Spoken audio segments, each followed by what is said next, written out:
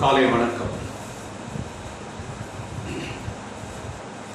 பச்சை மாமலை போல் வேணி பவழவாய் கமல செங்கல் அச்சுத அமர ஏரே ஆயர்தம் கொழுந்தே என்னும்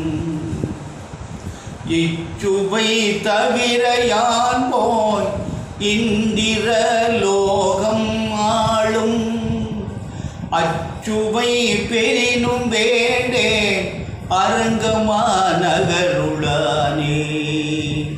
பச்சை மாமலை போல் வேணி பவழவாய் கமல செங்கல். அன்பு சார்ந்த நேயர்களே, இன்று வைகாசி மாதம் 23ஆம் நாள் புதன்கிழமை, சதுர்த்தசி திதி, 7:55 இரவு. அதன் பிறகு அமாவாசை. கார்த்திகை நட்சத்திரம் 9:29, பின்னாடி ரோகிணி நட்சத்திரம். அமிர்த யோகம், சித்த யோகம்.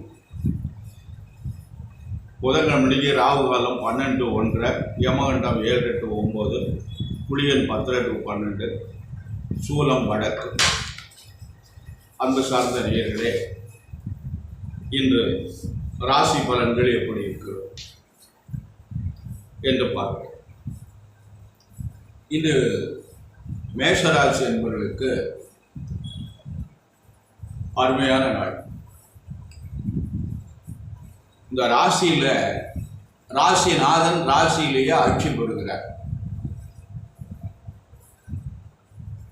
லக்கணத்திலேயோ ராசியிலேயோ ஒரு கிரகம் இருந்தால் ஆட்சி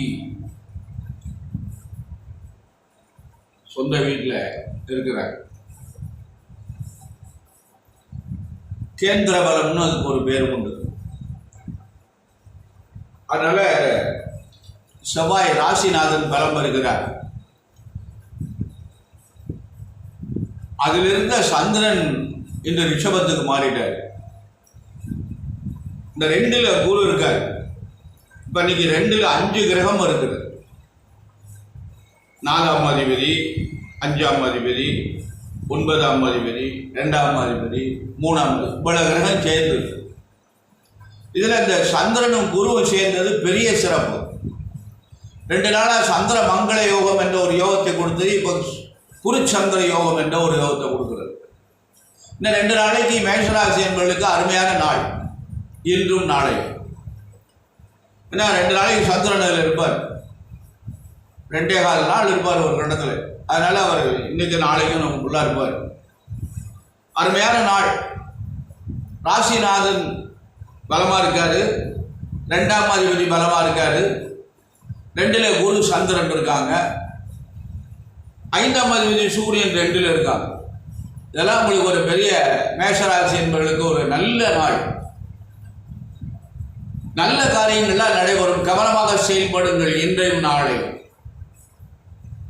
அடுத்தபடியாக ரிஷபராசி என்பவர்களே, உங்களுக்கு ராசிநாதன் பலமா இருக்காரு, 2ஆம் அதிபதி பலமா இருக்காரு, 4ஆம் அதிபதி அதிலே இருக்காரு. எல்லாமே ராசியில் இருக்கு. குரு ராசியில் இருக்காரு, ஜென்ம குரு. ஆனால் அவர் தனித்தில்லை. குரு தனியா இருந்தா தான் பயம். அந்தணன் தனித்திருப்பது தவறு என்ற ஒரு கருத்து உண்டு. அதனால அந்தணன் தனியாக இருக்கக்கூடாதுன்னு சொல்லி ஒரு கருத்து இருக்கிறது. ஆகவே அந்த குரு யாரோடு சேர்ந்து இருக்கிறார் என்றால் சந்திரனோட சேர்ந்து இருக்கிறார். குரு சந்திர யோகம் கொண்டு ஒரு யோகம் இருக்கிறது. அது ஒரு பெரிய சிறப்பு. அதனால ரிஷபராசி என்பவர்களுக்கு இந்த நல்ல நாள். ஜென்மகுரு கவனமாக நடந்து கொள்ளுங்கள். அதனால கொண்டு பிரச்சயம் பண்ண மாட்டார். ஏன்னா அவர் சந்திரனோடு சேர்ந்துட்டார். யோகத்தை தான் பண்ணுமே தவிர கெடுதலை பண்ணுறதுக்கு சாத்தியம் இல்லை. அடுத்த மிதுன ராசி என்பதிலே உங்களுக்கு குரு 12ல் இருக்காரு. நிச்சயமா அவர் நல்ல செலவுகளாக செய்வார். ஏன்னா அவர் சந்திரனோடு சேர்ந்து இருக்கார். உங்களுக்கு 2ஆம் அதிபதியோடு சேர்ந்து இருக்கிறார். அதனால இன்னைக்கு நாளைக்கு நல்ல சுப விரயங்கள்லாம் நடக்கும். கவலை வேண்டாம். திருமணமாகாத அன்பர்களுக்கு இந்த ஆண்டு திருமணம் நடைபெறும். வீடு கட்ட முடியாமல் இருக்கின்றவர்களுக்கு வீடு கட்டலாம், இடம் வாங்கலாம். இந்த மாதிரி நல்ல காரியங்கள் எல்லாம் செய்யலாம். மிதுன ராசி அன்பர்களுக்கு. கடகராசி அன்பர்களே, இன்று உங்களுக்கு அருமையான நாள். இன்றும் நாளை நல்ல செய்திகள் எல்லாம் நடைபெறும், நல்ல காரியங்கள் எல்லாம் நடைபெறும். ஒரு அரிய வாய்ப்பு ஏற்படும், நல்ல முன்னேற்றம் ஏற்படும். குரு 11 இருக்கார், செவ்வாய் 10ல் இருக்கார். கடகராசிக்கு செவ்வாய் யாருன்னா 5ஆம் அதிபதி 10ல் அவர் வீட்டிலே இருக்கார், ஆட்சியில். தொழிற்சாரம் நல்ல முன்னேற்றம் அடையும். கவலைப்படாதீர்கள், உங்களுக்கு நல்லதே நடக்கும். சனி பகவான் 8ல் இருக்கார், ஒன்றும் பிரச்சனை இல்லை, பயப்பட வேண்டாம். கொஞ்சம் காரியங்களை மெதுவாக நகட்டுவார். ஆனால் இந்த சனி பகவானை வழிபாடு செய்தோமேனால் காரியங்கள் தடையில்லாமல் நடக்கும். அன்பு சார்ந்த சிம்மராசி அன்பர்களே, உங்களுக்கு குரு 10ல் இருக்கார். அவர் தனித்தில்லை, அவர் சந்தனோடு சேர்ந்திருக்கார். ஒன்றும் பயப்பட வேண்டாம். கெடுதல் பண்ணிட மாட்டார், கெட்ட பேர் ஏற்படுத்த மாட்டார், நல்ல பேர் தான் ஏற்படுத்தி கொடுப்பார். 10ஆம் அதிபதி 10ல் இருக்கார். ராசிநாதன் போய் 10ல் இருப்பார். தொழில் பிரமாதமாக இருக்கும். லக்னாதிபதி 10லையோ 10ஆம் அதிபதி லக்னத்தில் இருந்தால் அவர்களுக்கு ஜாதக ரீதியாக தொழில் நன்றாக இருக்கும் என்று சொல்வது. அதே தான் ராசிக்கும். ராசி அதிபதி ராசியிலே இருந்தாலும் 10ஆம் அதிபதி ராசியிலே இருந்தாலும் நல்ல அமைப்பு. இப்போ சூரியன் 10ல் இருக்க நல்ல அமைப்பு என்று சொல்லலாம். ஆகவே நல்லது நடக்கும், தொழிலில் நல்ல முன்னேற்றம் ஏற்படும், நல்ல நாள். அடுத்தபடியாக கன்னிராசி என்பதற்கு உங்களுக்கு அமோகமான நாள் என்று.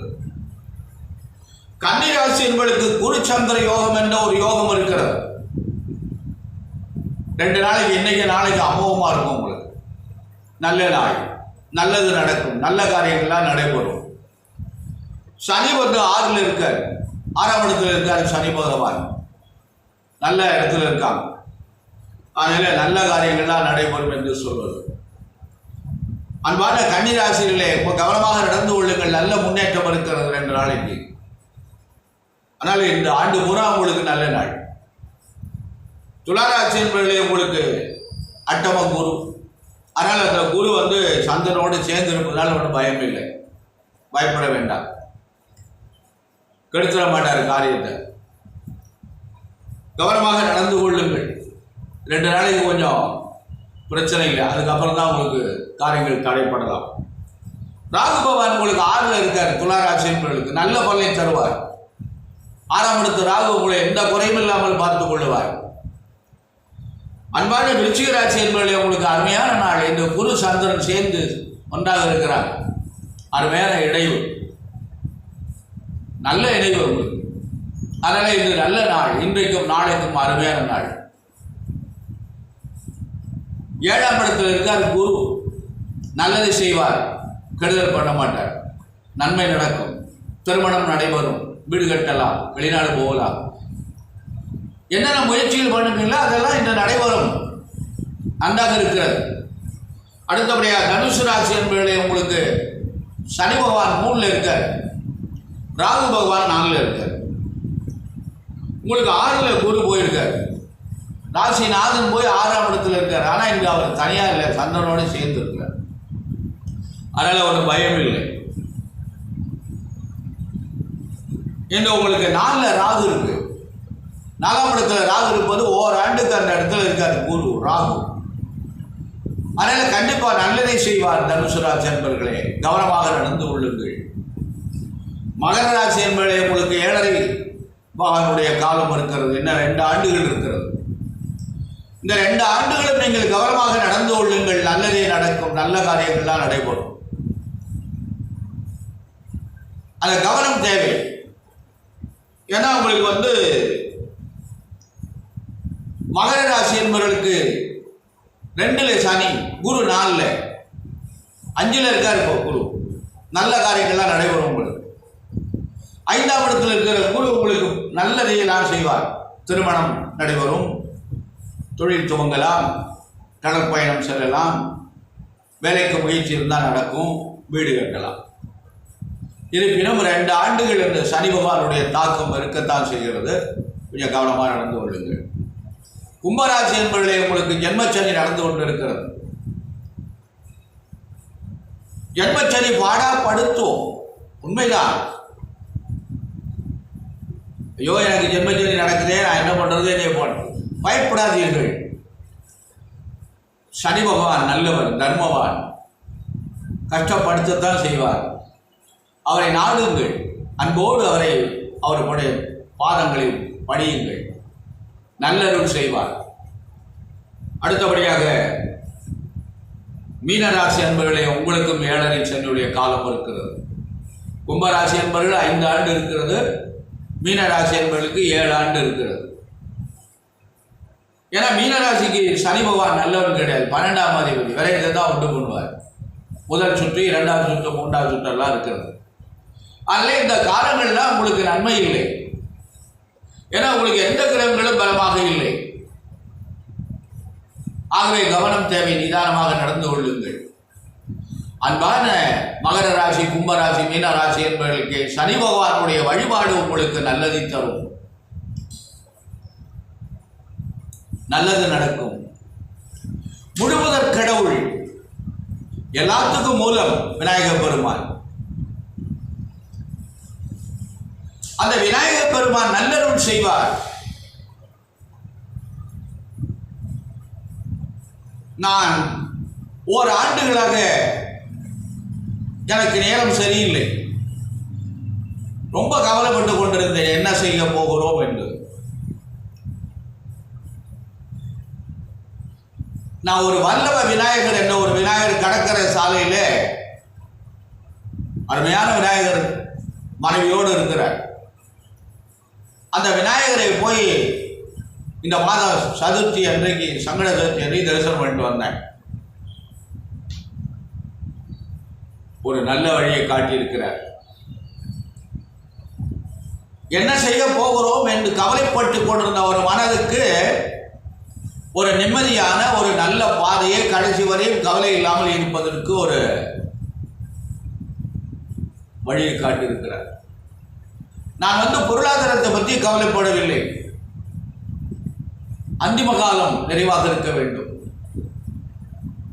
என்று ஒரு கவலை. அதற்கு ஒரு அருமையான வழியை காட்டிட்டார், ஒரு இடத்தை காட்டியிருக்காரு. அதோட இந்த இடத்தை காட்டினோட மட்டுமில்லை, அவர் ஒரு சிவாலயத்துக்கு தொண்டு செய்வதற்கும் என்னை படித்திருக்கிறார்.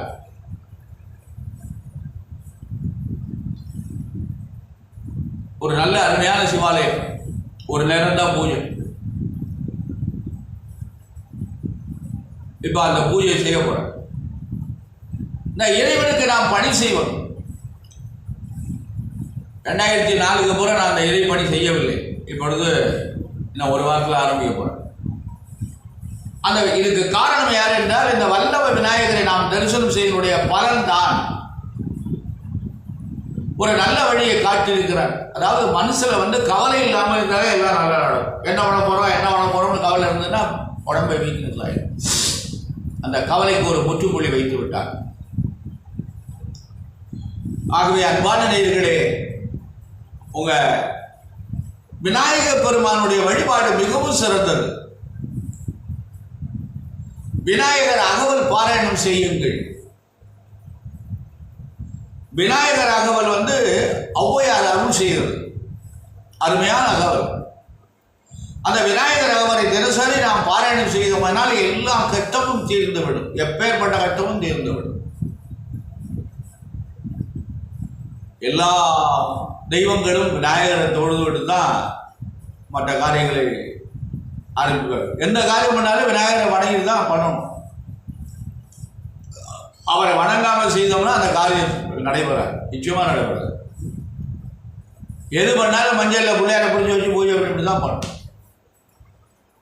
படித்தவங்க படிக்காதவங்க அதெல்லாம் விளக்கு. ஒரு இடத்துல ஒரு பூமி பூஜை பண்ண போறாங்க, அதுல உடனே என்ன பண்றாங்க, மஞ்சள்ல ஒரு பிள்ளையாரை பிடிச்சி அதில் அருகம்புள்ள 2 தலையில சொருகி அதுக்கு பூ வச்சு தேங்காய் உடைச்சி கற்பூரம் பண்ணிவிட்டு அந்த இடத்துல இந்த வேலையை தொடங்குறாங்க. அதுக்கு என்ன காரணம்? ஏன்னா அந்த முழுமுதற் கடவுள் விநாயகப் பெருமான் ஆற்றல் மிக்கவன், எல்லா சக்தியும் பெற்றவன். அப்பெருமானை நாம் வணங்கினமையானால் நமக்கு எல்லா காரியம்.